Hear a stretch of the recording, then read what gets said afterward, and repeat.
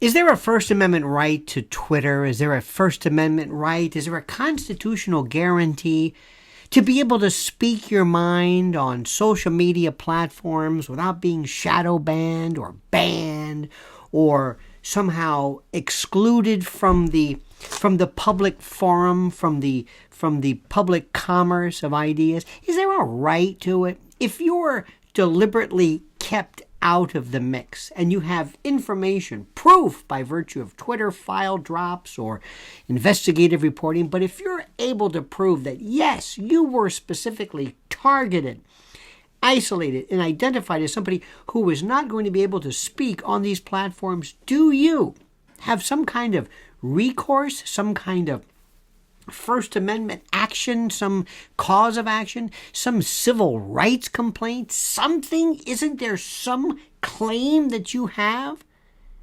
Well, it's interesting. There is an old adage that a law professor told me years ago. He said, remember, the answer to every single legal question, no matter what it is, no matter the subject, is always, it depends.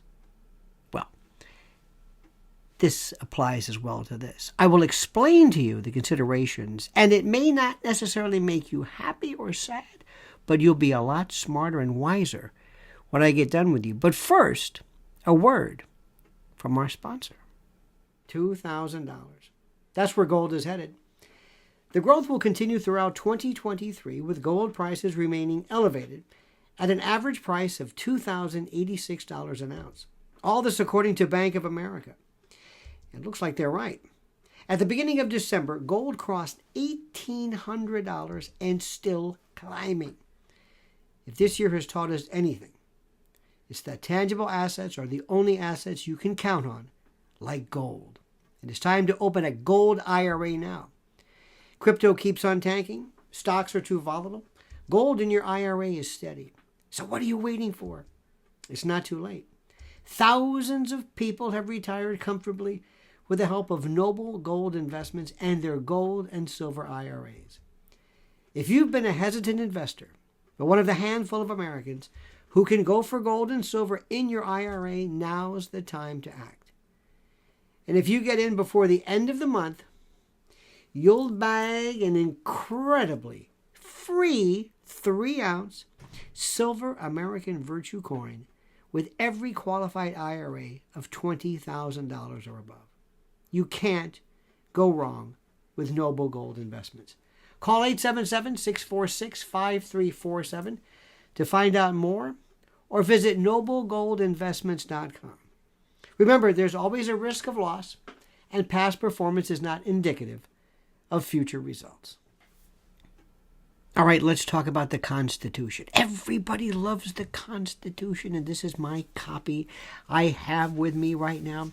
And it's what people think it is. It's one of these things that people love to talk about because the Constitution in them is, I don't know, to them it's this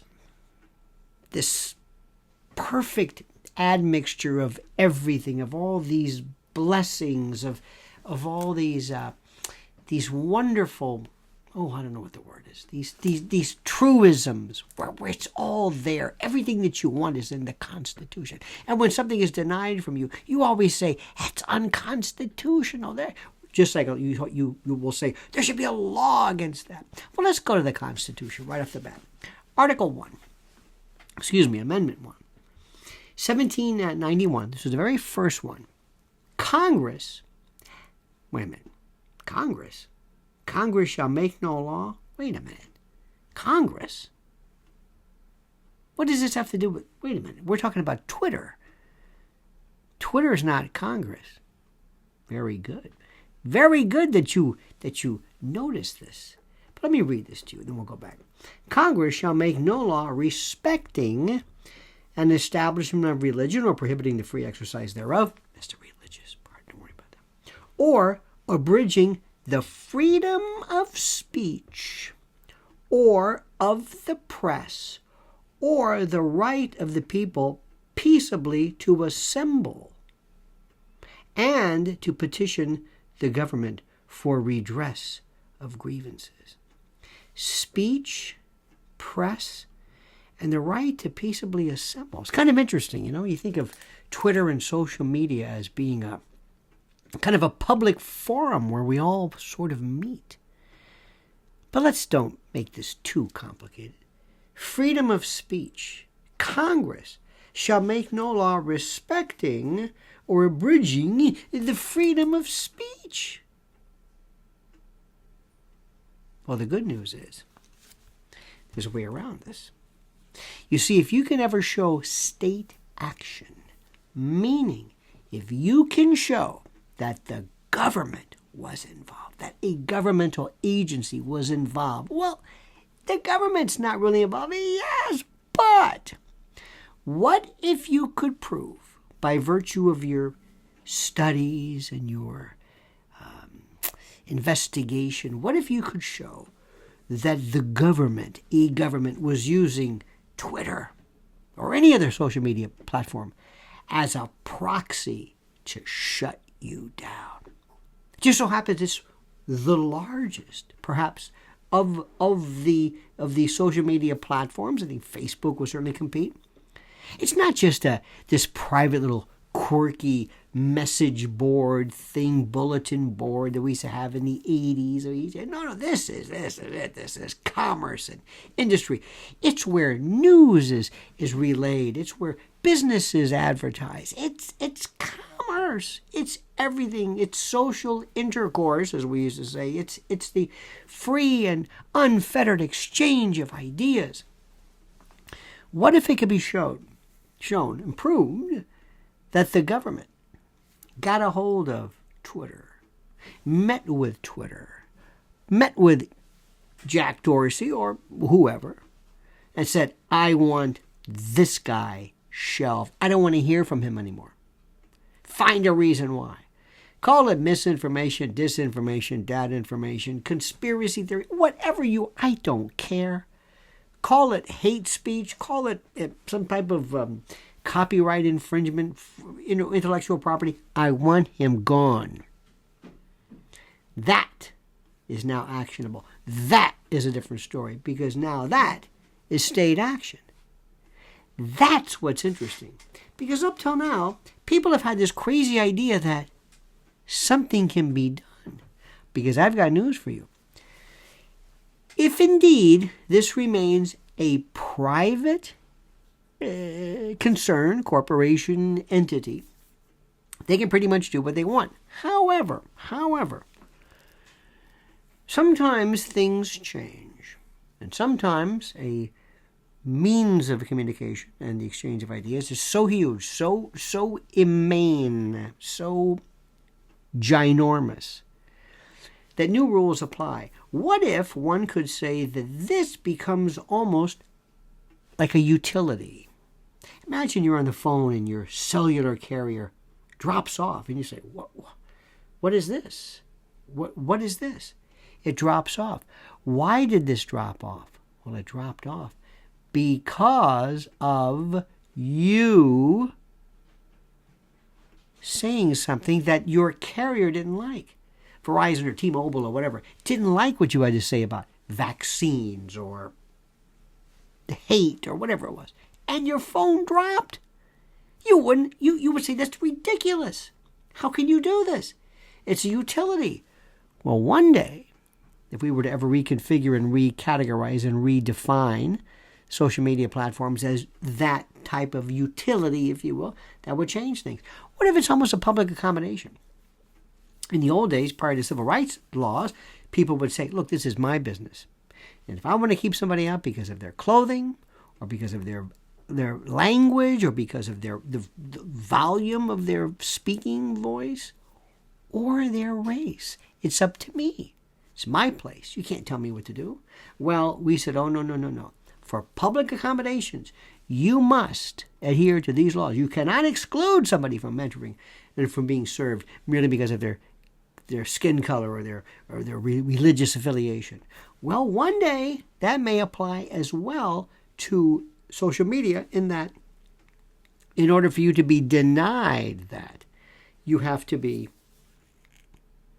well, you have to do something pretty egregious. You can't just be excluded by virtue of the subject matter of your speech. It gets even more complicated. It gets even more complicated because later on we have to ask ourselves, well, what happens if, let's say, we do have these media, these platforms, and somebody were to say something that's not true? That is indeed misinformation, disinformation. That was done with the intention of deceiving. Do you know what I've just done? I've just defined it for you 98% of all advertising, which basically is there. One could say, in some cases, not all advertising, but some cases, especially when people have made claims before, that, well, what's that? Not only that, we always speak in exaggerations. Or you look great, you look beautiful, you'll look fantastic. Do this exercise and you'll be, Charles Atlas, whatever it is. There's embellishment, there's puffery, there's exaggeration. Isn't that misinformation, disinformation? How can you define something that does not inadvertently exclude innocent speech, innocent claims, innocent forms of communication that may in fact traverse a certain line of sorts? I don't know.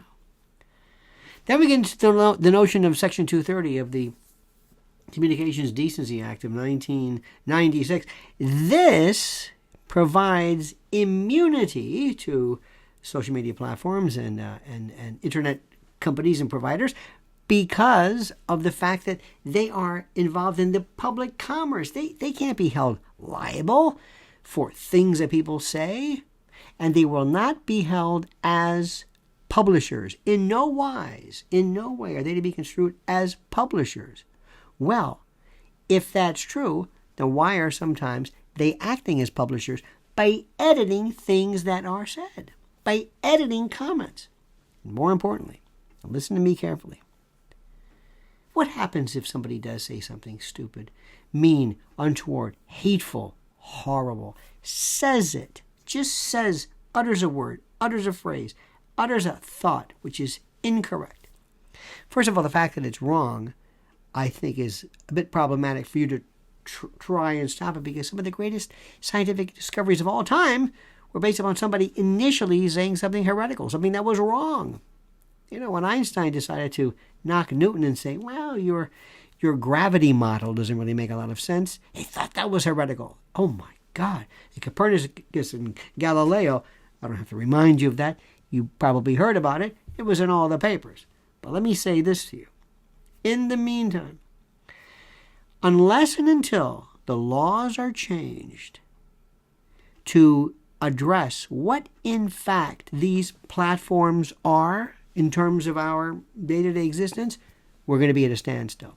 And unless one can prove not that the FBI met with Jack Dorsey or that the FBI met with whomever, but that there were orders done, that the social media platforms acted at the behest, at the insistence, at the order, or based on the orders of government, then we have something. Then we have something actionable. That is a First Amendment violation. That might be even a civil rights violation. That might be, in some cases, even, dare I say, criminal.